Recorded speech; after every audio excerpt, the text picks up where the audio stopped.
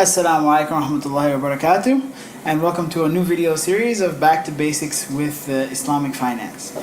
Today we will start off with learning one of the most important principles in fiqh mu'amalat, and also something that flows through every kind of business deal or arrangement in Islam, and that is called Amanah. The principle of Amanah is basically translated as trust. So whenever we do business with each other, or whenever we deal with each other, we always have to have this principle of Amanah in practice. So there's a number of mentions of Amanah inside of the Quran. So the first one is in Surah An-Nisa, verse number 58.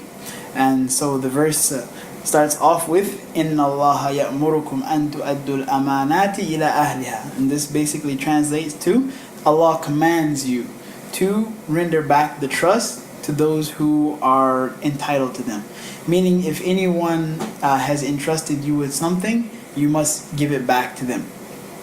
And there's a hadith from the Prophet Muhammad ﷺ along the same lines, that if someone entrusts you with something, you must give them back that trust. And if someone cheats you, do not cheat them. So with this concept, you can start to understand in a bigger light the characteristic of the Prophet Muhammad ﷺ. He was known as Al-Amin. And what does Al-Amin mean? It means the person who has the characteristic of Amanah. And we know that the Prophet ﷺ, he was a person who was able to be trusted even by people who didn't believe in Islam.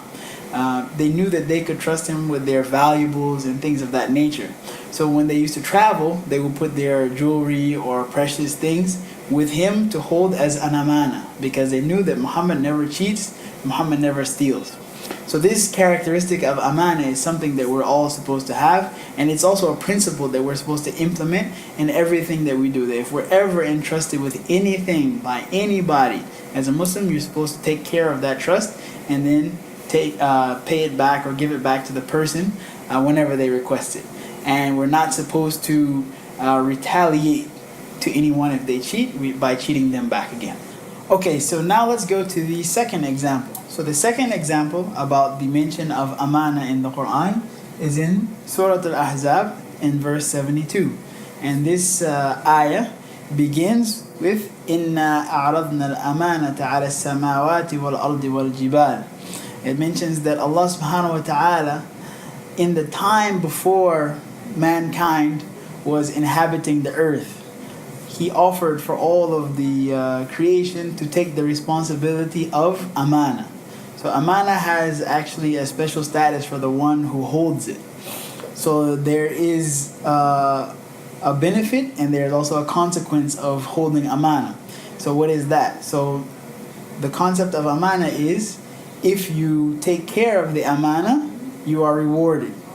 And if you don't take care of the Amanah, then you are punished in terms of the spiritual sense. It is a sin. You get the reward of doing a good deed if you take care of Amanah, and you get the sin of doing a bad deed if you don't take care of the Amanah. If any kind of Amanah that is presented to you. So this was presented to the heavens. It's mentioned in the Quran, إِنَّا عَرَضْنَا الْأَمَانَةَ عَلَى السَّمَاوَاتِ وَالْأَرْضِ وَالْجِبَالِ. Amanah was presented to the heavens and the earth and the mountains. Okay? فَأَبَيْنَ أَن يَحْمِلْنَهَا. And they refused to hold this Amanah. They were afraid of the weight of Amanah. The Amanah, it revolves around everything. Your children, your family is an Amanah if you're the one responsible to take care of. If anyone entrusts you with anything, it is Amanah. And so that's why we feel weight and we feel pressure whenever we're giving something that is Amanah, because even the mountains felt that this is something that is too heavy for them to hold. So they all refused. فَأَبَيْنَ أَن يَحْمِلْنَهَا وَأَشْفَقْنَ مِنْهَا. They were afraid of the consequences and the weight of it. وَحَمَلَهَا الْإِنسَانِ. So this was presented to Adam, and Adam alayhi salam, he accepted it. He accepted the responsibility to hold Amanah. And so when he accepted that weight of holding Amanah, that then came on to all of us as Bani Adam, the children of Adam, to hold Amanah.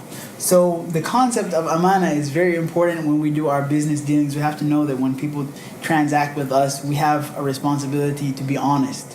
That's part of Amanah. And we also have responsibility to, whenever we hold monies for people, we have to treat it well. Whenever we owe people money, we have to consider that also as an amanah. So this concept, it flows through so many different things. So we wanted to put these two examples of what is amanah inside of our lesson, because we'll refer back to it many times. This is something that we'll always refer to.